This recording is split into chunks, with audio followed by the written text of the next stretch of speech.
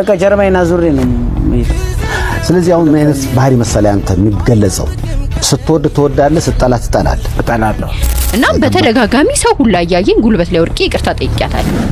የግለነሽ ሳቅበይ አንዴ በጣም ቆንጆ ነገር አለ። እናም በተደጋጋሚ በእንደዚህ አይነት ስህተቶች እኔ ኩርፌ አልወድም። ለምሳሌ ከናለ ባባስ ወጣልኝ እዚህ ጋር ነው የተሰማኝ ሲቆረጥ ፈልጊው ግን አይደለም እዚህ ጋር ነው የተሰማኝና እኔ ባር ከሌለው ዲሲፕሊን ያ ስፔሲፊክ የሆነ ፊልድ የሚፈልገውን ነገር ማያወጣ ከሆነ የትም አይደርስ። ተካያ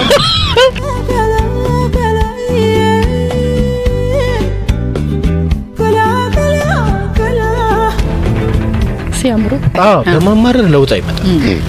ሳይድ ወዳቸዋል።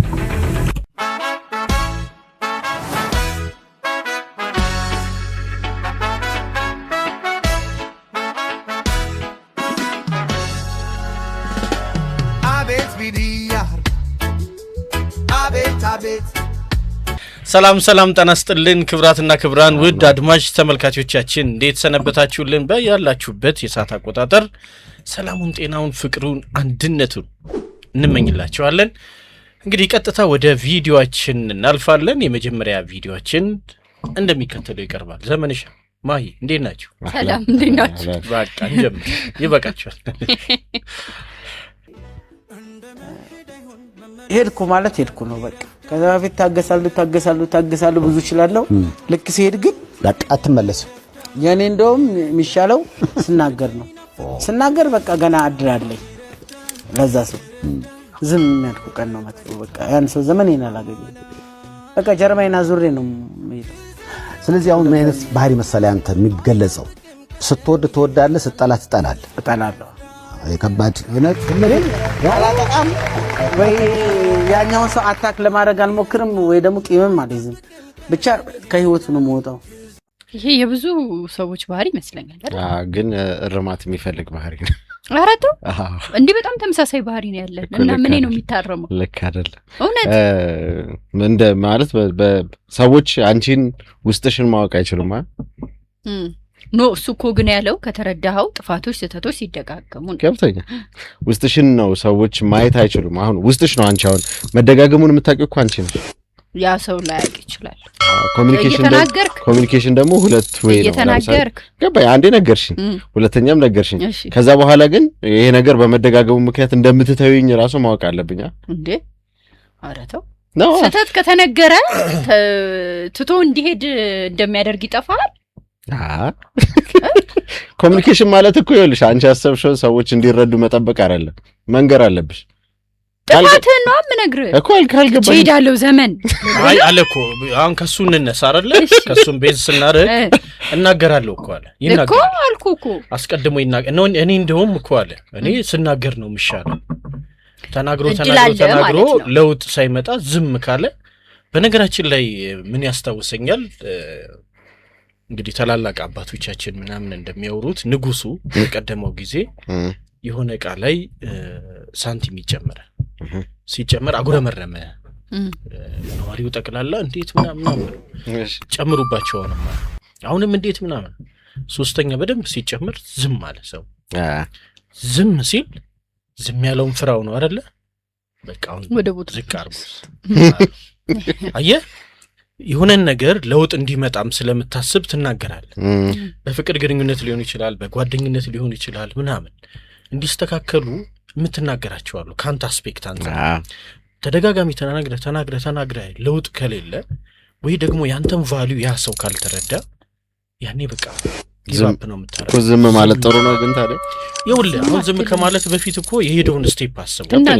ያም ሰው ግን ለምሳሌ እንደዚህ ኤክስትሮቨርት የምንላቸው በጣም ስሜታቸውን አውጥተው በደንብ የሚገልጹ ምናምን አይነት ሰዎች ብዙ ጊዜ ልምዱ ነው ወደሚል ነገር ይገባል አይደለ? አስተውለሃል? ልምዱ ነው አይ ይንጨረጨርና ይተወዋል ምናምን ይባላሉ። ግን በቃ የሚሉባትም ወቅት አለች እና አንግፋቸው ነው ዋናው ነገር። በቃ ዝም ያለም ሰው አንዳንዴ ሲናገር መናገር የሌለበትን ሁሉ አይመርጥም ይናገራል። ስለዚህ ልክ እንደ ተቀበረ ፈንጂ ቁጠረው እንደ አይነትን ሰው ዝም የሚል የሆነ ቀን ይፈነዳል አታውቀው። ልክ ነው ወይ ነው አሁን ልክ ነው እንዴ? ታግሶ እኮ ነው ዘመኔ። ምን መሰለህ ቆይ አንድ ጊዜ ተናገርክ፣ ሁለቴ ተናገርክ፣ ሶስቴ ተናገርክ ምናምን ይኸውልህ ዘመን በቃ አይለወጥም። በቃ እኔ አሁን ከራሴ ከደረሰብኝ ልንገርህ። ታውቀዋለች ይሄን ቪዲዮ ሰራ ከማን ጋር እንደሆነ ስቶሪው። በጣም ወዳት ጓደኛዬ ናት፣ የረጅም ጊዜ ጓደኛዬ ናት። አልጠላትም፣ ስቲል ህይወቴ ውስጥ አለች። በጣም ነው የምወዳት። ግን አብረን የነበረን ቀረቤታ ነበርና ክፋት የለባትም። በጣም ደስ የምትወደድ ልጅ ናት። እሷ ግን አንድ ችግሯ ምንድነው? ሁልጊዜም የክፉ ቀን ደራሽ እኔ ነኝ እንጂ አንቺ አድርሽልኝ የምትለው ነገር አለ እና በተደጋጋሚ በእንደዚህ አይነት ስህተቶች እኔ ኩርፊያ አልወድም። በተለይ በቀረብኩት ሰው ኩርፊያ አልወድም፣ ይጨንቀኛል እኔ እና በተደጋጋሚ ሰው ሁላ ያያየኝ ጉልበት ላይ ወርቄ ይቅርታ ጠይቄያታለሁ። ያለ ጥፋቴ ነው የምልህ። የሆነ ጊዜ ላይ ግን በቃ ሲበቃኝ እዚህ ጋር ነው የተሰማኝ። ሲቆረጥ ፈልጊው ግን አይደለም እዚህ ጋር ነው የተሰማኝና እኔና እሷ የቀረበ የነበረን ቅርበት እሷ ቤት ድግስ ካለ እኔ 3-4 ቀን እሷ ቤት ነበር እምውለው ምንም ምለው እሷም እኔ ጋር በጣም ቅርበት ነበረን። ከዛ የሚገርመኝ ለአባቷ ሙት ዓመት አልሄድኩ ማለት በዚህ ልክ ነው እንትን ያልኩት ከህይወቴ የራኩት። ግን አሁንም ድረስ እኮ እናወራለን ምናምን፣ ግን እንደ ድሮ መሆን አልቻልኩም። ያ አሁን የኔ ጥፋት ነው አይደለም። በተደጋጋሚ የሄድኩት መንገድ አለ እዛ ጋር ላለመድረስ የከፈልኩት ዋጋ አለ። በምን ምክንያት እንደተወሻ ታውቃለች? ኦፍ ኮርስ ታውቃለች። ካወቀች እኔ ያልኩት ሐሳቤ እሱ ጋር ነው። ለምን ውሳኔዎቻችንን የምንወስንበትን ምክንያት ማወቅ አለባቸው ሰዎች። ለምን እየተተው እንደሆነ ራሱ ሳያውቁት ከሆነ ለምሳሌ የሆነ ቀን ተነስቶ ዝም አለኝ እንግዲህ ምናምን የሚል አይነት ሰው አይነት አረዳድ እንዳይኖር ነው እንጂ ማለት ኮሚኒኬት እናርግ ነው እንጂ የኛን ውስጣችን ያለውን ነገር ሰው እንዲያውቀው አንጠብቅ ነው ያልኩሽ እንጂ እኔማ እኮ አይወሰን አላልኩም። እንደውም መወሰን ያለበት መጀመሪያ መንገር እንደ መስሪያ ቤትም እንደዛ ማስጠንቀቂያ ይሰጣል። ከዛ በኋላ ሁለተኛ ማስጠንቀቂያ ይሰጣል። የቃል መጀመሪያ የጽሁፍ መጨረሻ ላይ ግን በቃ እንደዛ መሆኑን አምንበታለሁ። ዋናው ሐሳብም ከሱ አረጴዛ ያደረግነው መነሻችንም ላይ በቃ ብዙ ጊዜ ከመሆኑ በፊት በጣም ያንን ሪሌሽንሺፕ ያን ግንኙነት ስለሚፈልጉት እንደ አይነት ሰዎች ተው እያስከፋሽ ነው ይላሉ እኮ እነዛ ሰዎች። ግን ለዛ ዋጋ ይሰጡት። ምን ያመጣል ልምዱ ነው ምናምን ይባላል። ስለ ፍቅር ብለህ ደርሰህ ስትመለስ መሄጃ ስለሌለ የሚመስላቸው ሰዎች አሉ። ይሄ ለሁሉም ትምህርት ይሁን እንለጥቅ። እሺ የኔው ነሽ የኔ ብቻ አይደለሽም የሌላ ቃል ኪዳን ገባሁልሽ ላልከዳሽ በመሃላ በእኔ ሰላምሽ ይብዛ ያኩራሽ ላንቺ ማደሬ አስደስቼሽ ልደሰት አለኝታዬ ነሽ ፍቅሬ የኔ ፍቅር የግሌ ነሽ ሳቅ በይ አንዴ ልይሽ የኔ ፍቅር የግሌ ነሽ ሳቅ በይ አንዴ ልይሽ። በጣም ቆንጆ እንትን ነው እኮ ቆንጆ ሙዚቃ። የማን ነው? አላውቅም፣ ግን ዘፈኑን ግን አውቀዋለሁ። ዳዊት እንዴ ዳዊት ጽጌ እኮ ዳዊት ጽጌ ደግሞት ነው እንጂ ይሄ ዘፈን ዳዊት ጽጌ አይደለ? አዎ እሱ ዋና ዘፈንማ እኮ ዋናው የድሮ ነው። አይ በቃ አስፈቅዶ ምን ብሎ እኮ ፓተንቱ ከሶስቱ ዘፈን ጋር የዘፈነው ሶስቱ እኮ አሁን ፓተንቱ ትክክለኛ መሰለኝ እኮ መጀመሪያ አይደለም። የማን ነው? እሺ ኮሜንት ላይ አስቀምጡልኝ። አዎ የጥለውን ነው አንተ ለመሰለ ከናለባበሱ መጣልኝ። ኧረ አይደለም ብሎ ሊከራ አይደለም አሰብኩታ። ይኸውልህ ከናለባበሱ ምናን መጣልኝ። እኔም ሙዚቃ አውቃለሁ እኩል እዘፍናለሁ። ይኸውልህ እነዛ ምራት ሞላ ምናምን ሁሉ ከኋላው ሆነው እንደዚህ ምናምን የእንትና የገብሬ ያለመኖር ክፍተቱ እሷም በ19 ምናምን ይል ነበር መቶ ዓመተ ምህረት ሽማግሌ ታስሯል እኮ ገብሬ ውስጥ ሽማግሌ ታስሯል። እውነት ነው።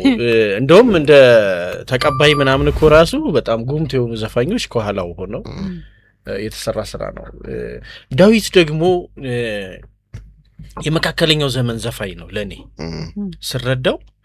አሁን በእኛ እድሜ አሁን ወደ መጨረሻው አካባቢ እንደመጣ ዘፋኝ ሳይሆን በነ ኤፍሬም እንደ ፀሐዬ እነዚህ በእነሱ ነነዋይ ደበበ ምናምን አናረጌ ባሉበት አይነት የድምጽ ኳሊቲ ፕላስ ደግሞ ዲሲፕሊን እኔ በምንም ነገር ማልደራደረው በህይወቴም ሰው ምን ሙያ ቢኖረው ምን እውቀት ቢኖረው ስነ ምግባር ከሌለው ዲሲፕሊን ያ ስፔሲፊክ የሆነ ፊልድ የሚፈልገውን ነገር ማያወጣ ከሆነ የትም አይደርስም። ልጁ ራሱን ጠብቆ ነው ድምጹን ይጠብቃል የሰውነት እንቅስቃሴ ያደርጋል ምናምን አሁን ዳዊትን ስታዩ እና በቃ ላፍዳት በጣም ምክንያቱም ይሄ ከመታወቅ እንዳይረሱ ያለ ስጋት ወዳጅ የላቸውም ባይዘው ዘፋኞች ምናምን ስታዩ ብዙ ጊዜ የኔ የሚሉት እንደ ልብ ቺል የሚያደርጉት ምናምን የለም የሆነ ቦታ ሄደው ልዝናና ምናምን ቢል ሰው ያየው ስለዚህ ብዙ ጊዜ ምንድነው የሚሉት ይነጠላል ሲነጠሉ ደግሞ ወደ ምንድነው የሚያመሩት ወደ ሱሳሱስ ምናምን እንደዚህ ይገባሉና ይሄ ልጅ ግን ራሱን በጣም ጠብቆ በማንኛውም ሁኔታ ደግሞ ታገኘዋለህ ባይዘው ራሱን በቃ ከማህበረሰቡ ጋር ቀላቅሎ ይሁን ሰው ነው የሚኖረው ቀለል ሲያደርጉ አንቺም ቀለል ይልሻል በደንብ እንደዛ ነው ያው በደንብ ተነክቷል ዘመን እንዳልከው እስማማለሁ እኔ በተቻለ መጠን እንደው ይሄን ሐሳባችን እንዲደርሰው ብናደርግ ደስ የሚለኝ ቆንጆ ድምጽ አለው በጣም ቆንጆ ድምጽ ስንተኛችን ነው እኮ በጣም በቃ ስለወደድ ነው የምንደጋግመው ግን አላቅም በቃ ችሎታ ሳይንሰው በጣም ይነካካው እና ኤፍሬምን በተለይ ሲዘፍን በቃ እና መነካካቱ ቢቀንስ ወይ ቢቀር ቶታሊ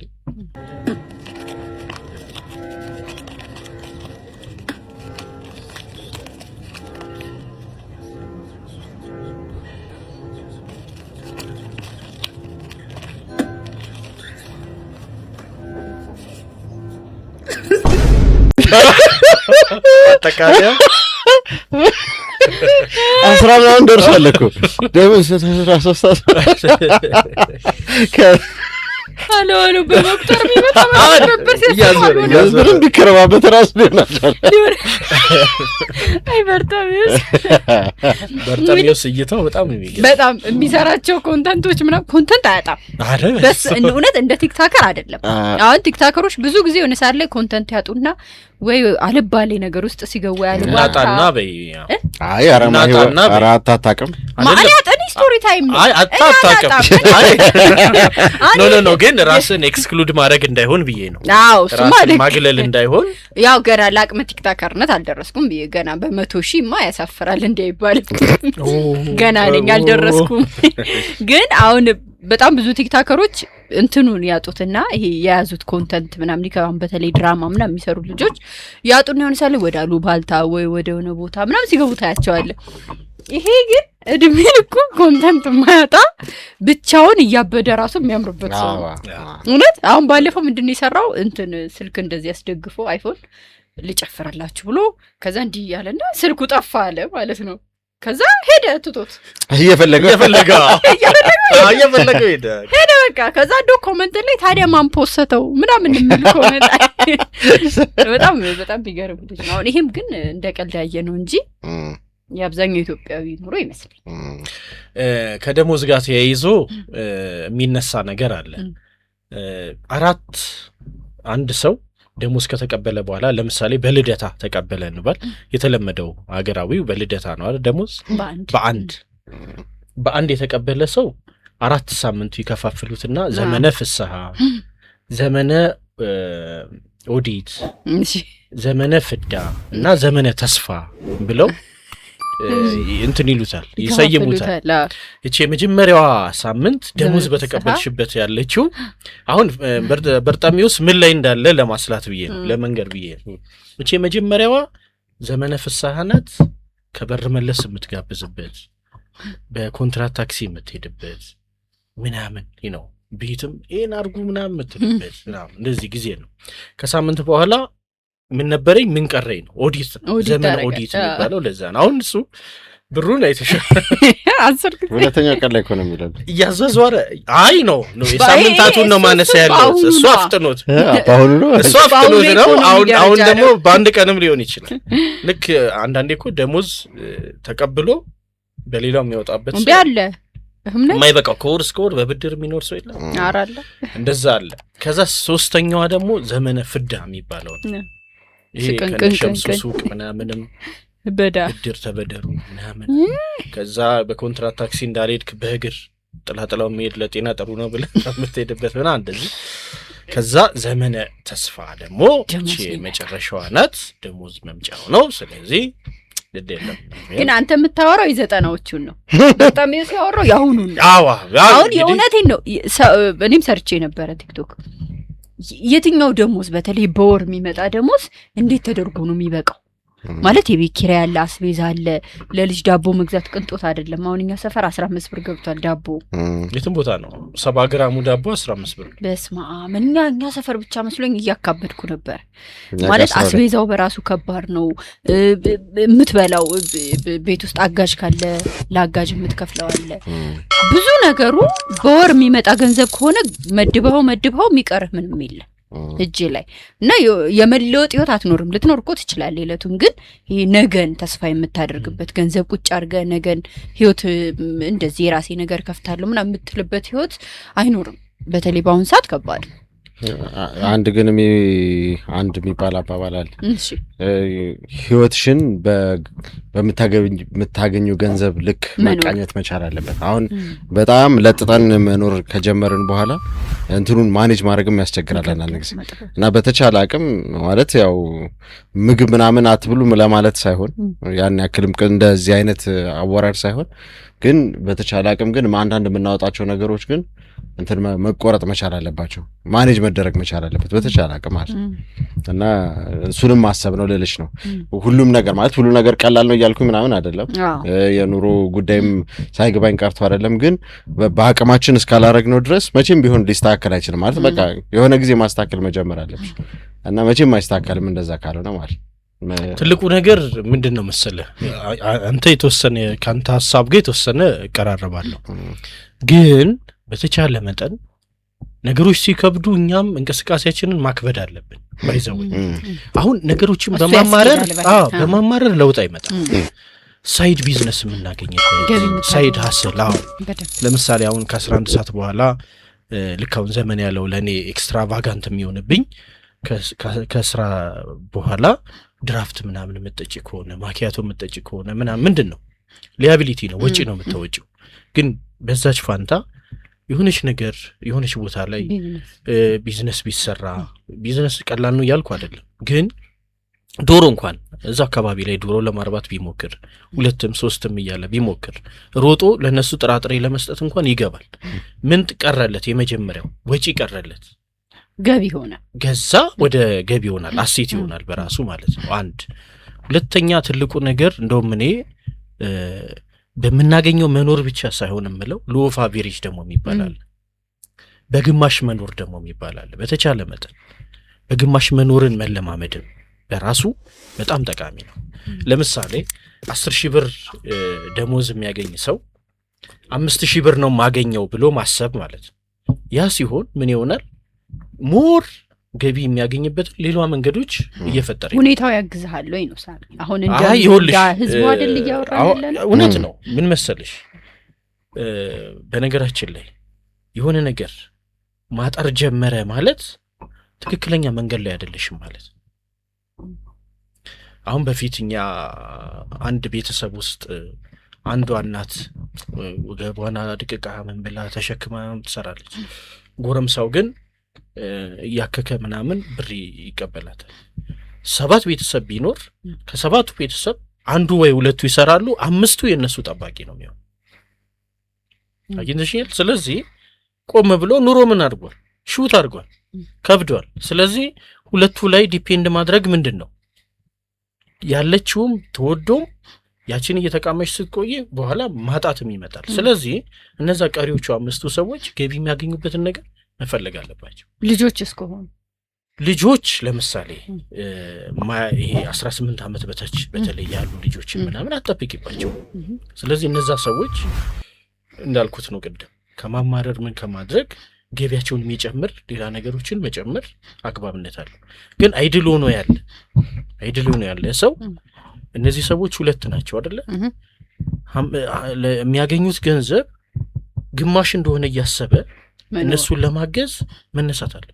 እኔ ግን ምልህ ከምን አንፃር መሰለ አሁን እየኖርን ያለነው ኑሮ አሁን ከኛ አንፃር ሳይሆን ከማህበረሰብ አይደለም የምትነሳው ከማህበረሰብ ስትነሳ እንደ ከማህበረሰብ ስትነሳ አንድ ክፍል ቤት 8000 7000 እየተከራየ ያለበት ሁኔታ ላይ ነው የምንኖረው። ቤት ቅንጦት አይደለም ልትተው የምችለው ነገር አይደለም። ዳቦ 15 ብር ብለን ካልን ሆድም ቅንጦት አይደለም። እንደው ልብሱን ብትተውት ማኪያቶን ምኑ ነው ምኑ ነው ተትቶ የሚኖረው? አሁን ይኸውልህ በባለፈው አንዲት ልጅ መጣች እኔ ሱቅ ማለት ነው ልትቀጠር እኔ የምከፍላት ስንት ነው 5000 ብር እሷ ቤት ኪራይ ስንት ነው 7000 ብር አንድ ክፍል ቤት ከመቀሌ ነው የመጡት ከታናሽ ወንድሟ ጋር ማለት ነው ወንድሟም ይሰራል እሷም ትሰራለች ግን የፈለገ ብትሰራ ይችላል እኔ የምሰጣት 5000 ብር ላይ ሌላ 2000 ጨምራ ነው ቤት ኪራይ የምትከፍለው ምንም የምታስቀምጠው ነገር የላት ሆድ አለባት ይችላል ትለብሳለች መቼም ማለት ቅንጦት ባይሆንም ይሄን ያለ የተራቀቀ ነገር ባይሆንም ትለብሳለች ወቅቱን ያማከለ ነው ማለት ስለዚህ የሚታው ህይወት እየተኖረ አይደለም እንደ ሀገር ስንኖር አሁን ሀበሻው ተቀናቶ እኮ ነው የምትልበት አይደለም ተቀናቶ አይደለም እያጣ ያለው ያገኘው ነገር ከኑሮ ጋር ሊመጣጣን አልቻለም ልክ ነው እሱ እኔም አሁን ቀደም ስልሽ የነበረው እንደዛ ነው ማለት ባይሆን እሱ ያለው ያስኬዳል ቢዝነስ መጨመር ለምሳሌ የገቢ ምንጭ መጨመር እኔ አሁን ማቀው አንድ ሰው አለ የመንግስት ሰራተኛ ነው ልክ 11 ሰዓት ሲወጣ ደግሞ የሚሰራው ምንድነው እንትን መላላክ በጣም ኔትወርክ አለው ነው ጉዳይ ገዳይ የሚባለው አይነት ጉዳይ መግደል ማለት ነው በቃ ቀዳሚና ወደ እሱ ነው የሚሰራው ከዛ ውጪ ከ11 ሰዓት በኋላ በተለይ ይሄ ወደ ውጪ ምናምን የሚላኩ ዶክመንቶች ነው ለሊት 9 ሰዓት ምናምን ብትደውልለት አይተኛም ሰውዬው ለሊት 9 ሰዓት ተገትሩናል ግን ይሄ ሰውዬ ረፍት ማድረግ አለበት በነገራችን አንዳንዴ ገንዘብም ሲባል ህይወት ማጣት አለ አይ ትንሽ ቢመጣጣልን ኑሮ ያ ነው ዞሮ ዞሮ ልክ ብሩን ስታገኙ ጤናሽንም ማጣት የለብሽም ግን ይሄ ሰው ለምሳሌ ከሬጉላርሊ በቋሚነት ከሚሰራው ስራም በላይ ሊያገኝ ይችላል በዚህ ባይዘው ግን ምንድነው ያግዟል ነገ ከነገ ወዲያ ያርፋል አሁን ዛሬ በምርታማነት ዘመንሽ የምትሰሪ ከሆነ ጥሩ ነው እንደው ከዚህ ርዕስ ወጣ አርጌው አንዳንድ የገቢ ምንጮችን አሁን እየተከለከሉ ያሉ አሉ ኢትዮጵያ ውስጥ እንደው ኖቲስ አልተደረገም እኛም አላነሳንም እስካሁን ኦንላይን ቢዝነስ የሚሰሩ ሰዎችን ሙሉ ለሙሉ የመዝጋት ነገር ነው መንግስት የያዘው ይሄ አንድ የተጣባን ነገር አለ ይሄ ኢሌጋል ፒራሚዳል ስኪም የሚል ሁሉንም ነገር በእኛ ስኮፕ ካልሆነ አቮይድ የማድረግ ነገር ትሬንድ ይታያል ወጣቶች ለምሳሌ ኦንላይን ስራዎች እየሰሩ ገቢ የሚያገኙዋል እነሱ ቋሚ ቢዝነስ ሲከፍቱ እነሱን ጨምሮ ሌሎችን የሰው ኃይል ይቀጥራሉ የሚገኘውን ገቢ ያስብዩ ብሩ ከየት ነው የመጣው ከውጪ ነው የመጣው ስለዚህ ተጨማሪ ፎሬን ከረንሲ ለሀገራቸው አስገቡ ማለት ነው የእውነት በዚህ አስፔክት መንግስት ወደ ሰፊ ሆኖ ነገሮችን ማጤን ሲገባው ሙሉ ለሙሉ ኦንላይን ቢዝነሶች መሰራት የለባቸውም ብሎ አቆመዋል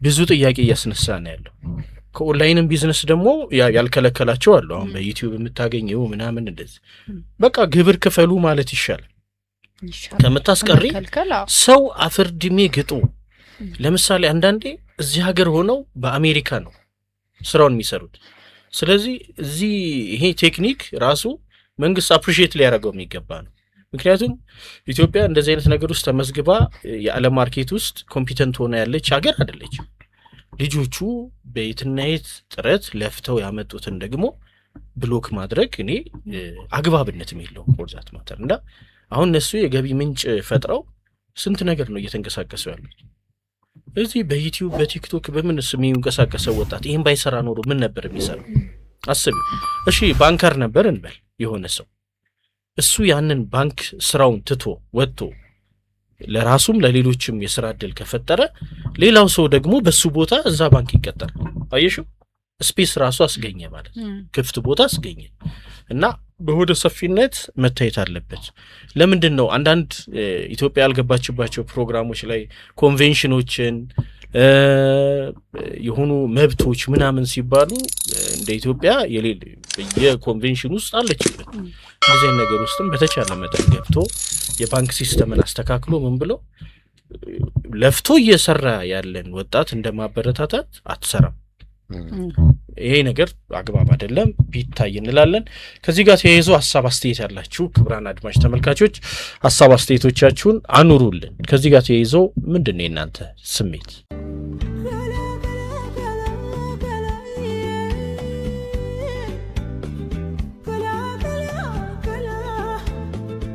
ሲያምሩ በጣም እኚህ እናት አይገርምም?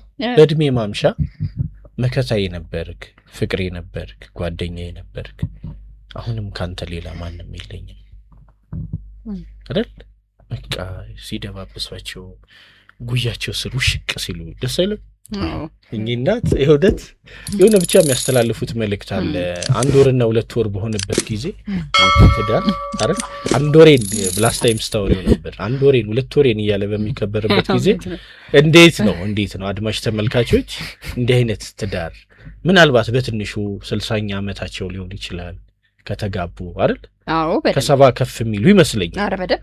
ስለዚህ በትዳር ቆይተው ይሄን ያልተዋወቁም ሊሆን ይችላል፣ ሲጋቡ ነው የተዋወቁት ምናምን። ግን በቃ ደስ ይላልና ለኛ ለወጣቶች አውቀን መርጠን ለይተን ያገባ ነው ብለን በኋላ ለምንለያየው ወጣቶች ትልቅ ትምህርት አላቸው። እንወዳቸዋለን።